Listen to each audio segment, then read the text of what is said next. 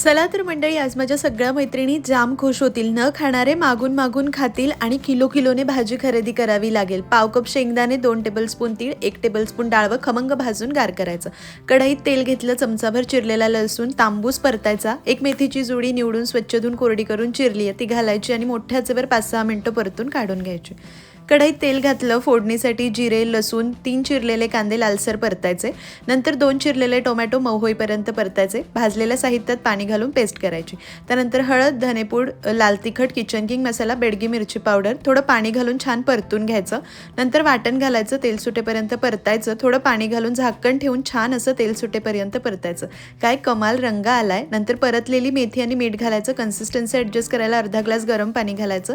झाकून एक 7-8 मिनिटं लसूणी मेथी शिजवायची. तडक्यासाठी तुपामध्ये लसूण परतायचा, बेडगी मिरची पूड घालायची, तडका घालायचा. मस्त गरमागरम ढाबा स्टाईल लसूणी मेथी तयार.